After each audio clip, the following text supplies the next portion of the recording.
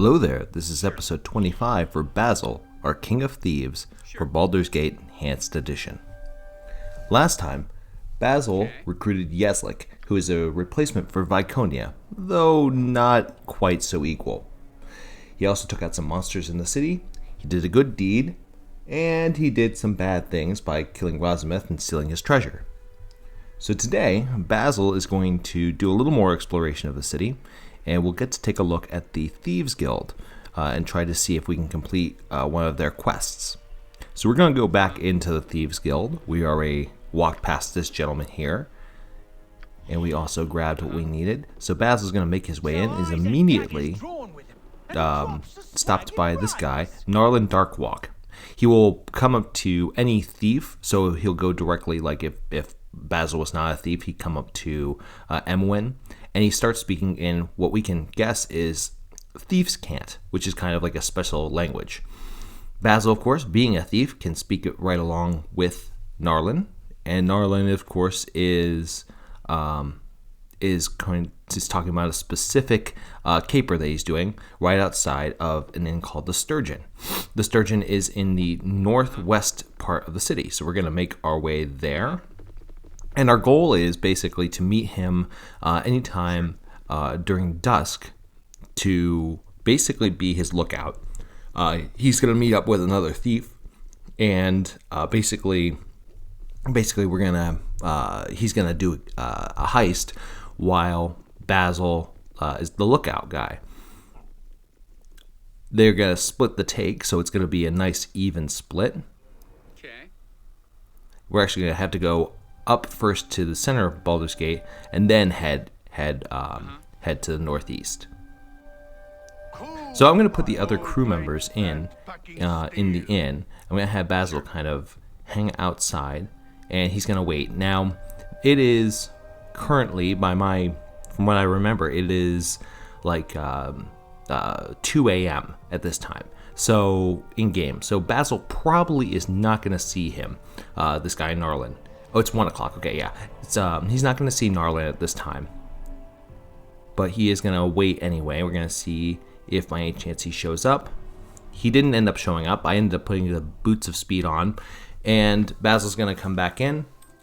And we're going to end up waiting a bit in order to try to see if we can get a hold of him. In the meantime, what we can do is we can identify some of these items, including the Tome of Intelligence, to boost up Basil's intelligence.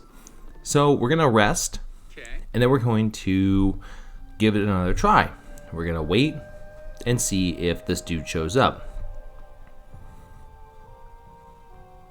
Going to keep waiting. Actually, we can poke inside here, and we can chat. We're immediately talked to by this lady here. This lady is talking to me about a dream that she had, and she said Basil was a god made of iron, and watched from below, and there was iron flesh that was torn asunder, and that Basil kind of fell to his knees and basically crumbled. Okay. We don't know exactly what this means, so it's another allusion to the whole Basil as a statue thing. Basil, of course, had a dream about that. And so Basil is gonna wait outside, and we'll see what happens. See if Narlan Darkwalk shows up. Make my way back. Yeah, okay. So Narlan's not going to show up. It's probably just because it's so late. From what I've seen is that he will show up later on. So in the meantime, what I'm going to do, since it's we rest for 16 hours, so we're going to go ahead and get some stuff done around Baldur's Gate. We'll go.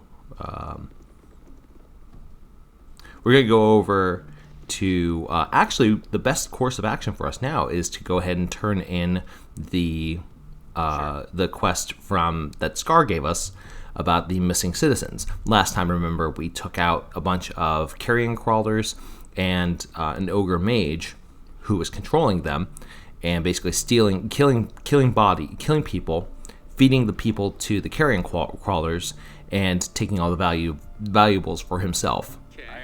So Scar Scar basically asks us how things have been. We tell him about the exact plan that we came upon.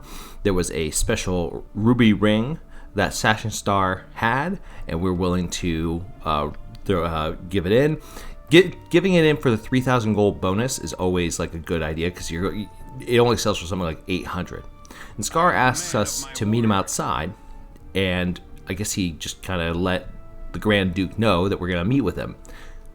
So this is Duke Eltan, Grand Duke Eltan. He's basically one of the big wigs in Baldur's Gate and a member of the Lord's Alliance. So Duke Eltan asks us if there's anything that we know about the merchant group called the Iron Throne. And of course, we're going to tell him, because, we're all on the same side here.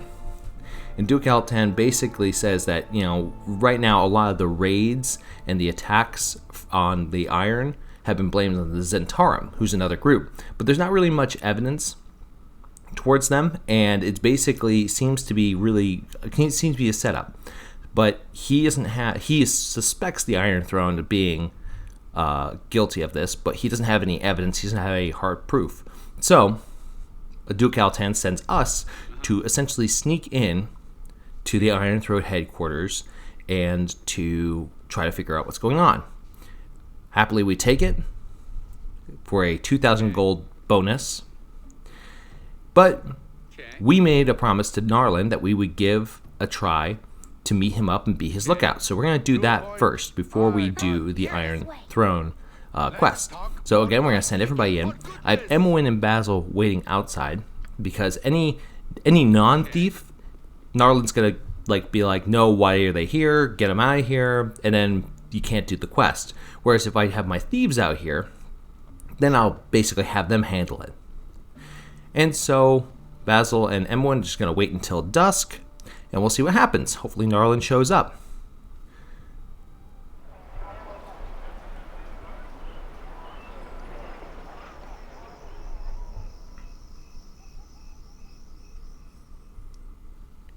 Alright, it's just before the equivalent of 9 o'clock. And we wait. And he's not here. I am in front of the inn where he told us to meet him. And we wait. I'm trying to keep Basil active so I don't hear the boring wait for some considerable amount of time. He still has not shown up.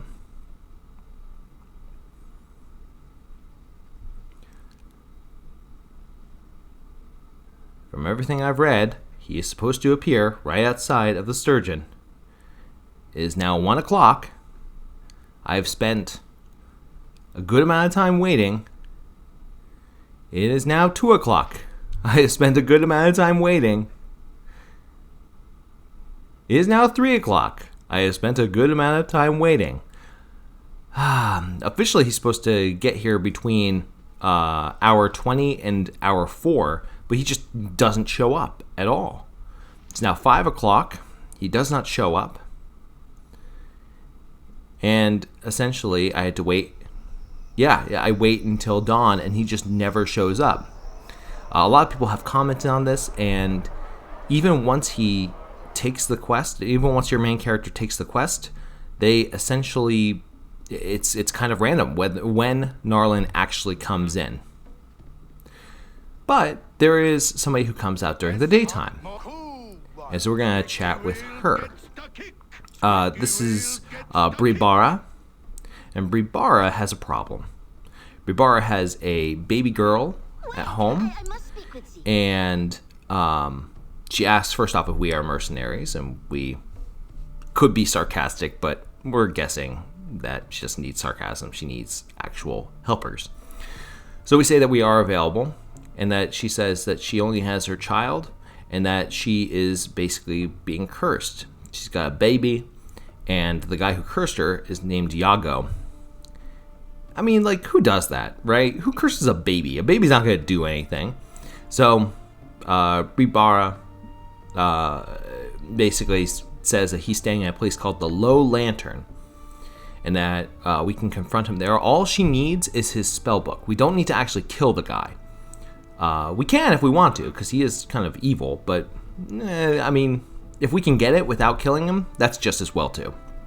So she, of course, goes into the Blushing Mermaid, even though she just told us that she's going to be meeting us at the Sturgeon.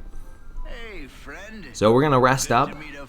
And before we rest, or after we rest, we're going to go over to the Low Lantern. The Low Lantern is actually pretty easy to find. We passed it on our tour of Baldur's Gate, and it is going to be at the docks, and it is the ship that's right here at the docks. And we can hop inside. Now, the Low Lantern has a reputation of being a kind of, what do we call it? A den of ill repute, right? Basically, it is a place where people go to party and to whore and to drink and to do all the things that your mom told you not to do. Even Minx doesn't like it because it's got rats. Well, boats may have rats.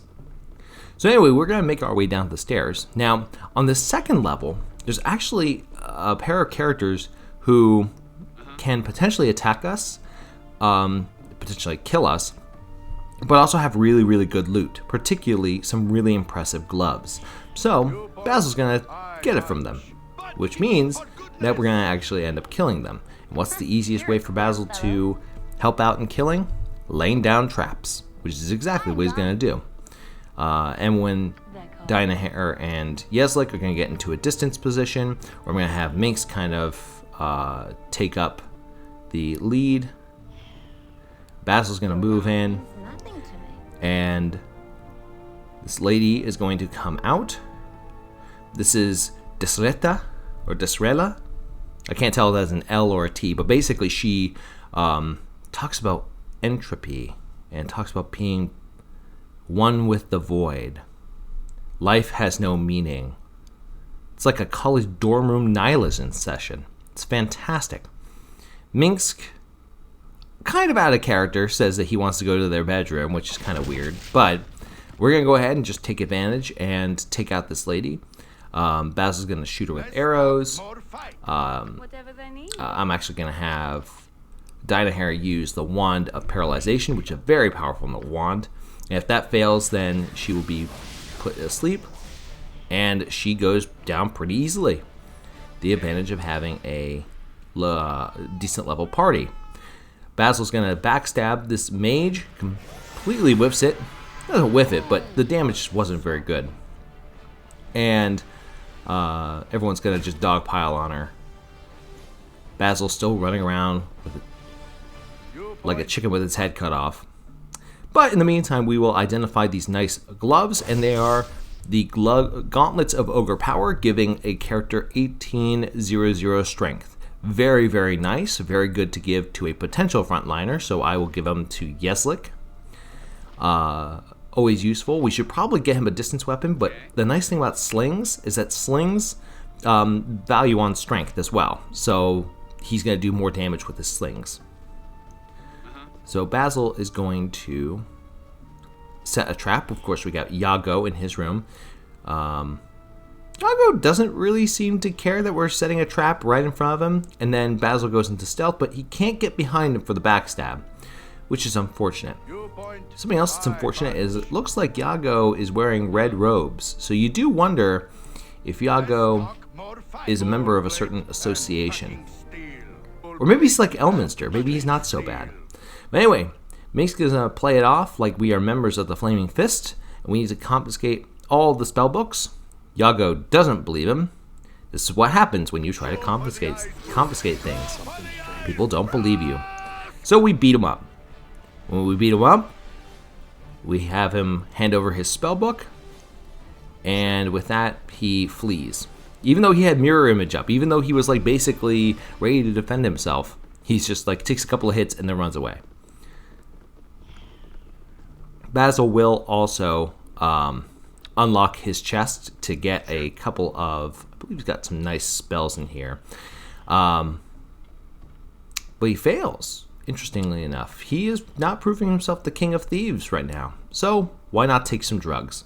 He's going to take a potion of thievery, which will boost his lock picking, open locks by 40%. So he'll just go ahead and take one of those. I actually have not done that all that much sneaking and stealing and pickpocketing. So But regardless, we're going to go ahead and open it up. And we got some gold and some spells for Dynahair. So with that, we'll make our way out of the low lantern. Should have plenty of time to make it back to try to see if we can